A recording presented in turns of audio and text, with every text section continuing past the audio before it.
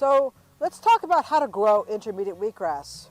You can grow it using an organic or a conventional system, just taking measurements to prepare the soil. That's the most important because remember, this is a perennial crop that's going to be in your soil for several years, so you want to make the best situation possible at the start.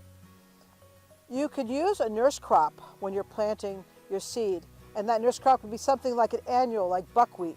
So you plant buckwheat with the intermediate wheatgrass, and it's best if you could drill the seed because you'll get much better establishment. And the seed germinates the same year, so you have your buckwheat growing beside your intermediate wheatgrass.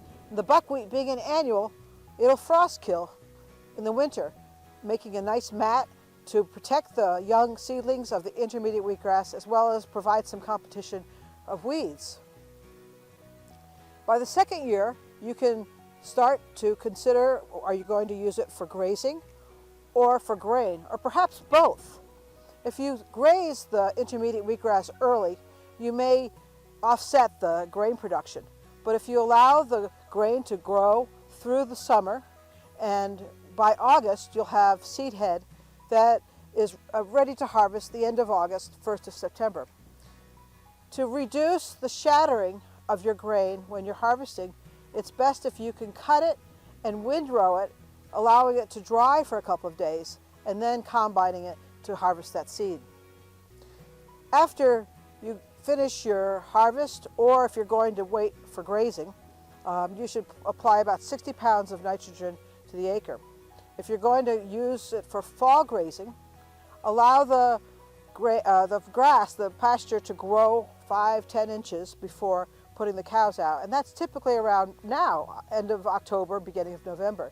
And this is a very nice pasture for an animal this time of year, because most things are set back or are not growing very much, if at all, because of the cold and the time of year. I know we all want a silver bullet to make it right.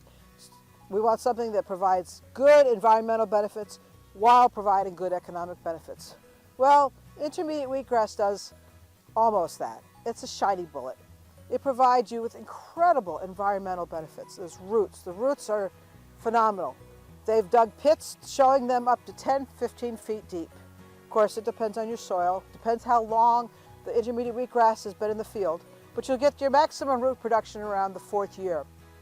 So you got the environmental benefits checked off, but what about the economic benefits? Because that's the bottom line, isn't it?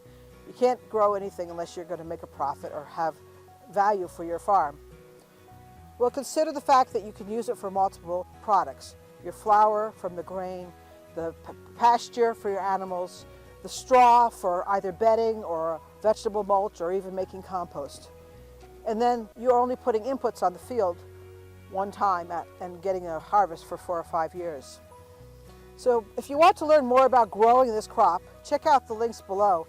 And if you have questions, you're always welcome to contact any of us from the cover crop team.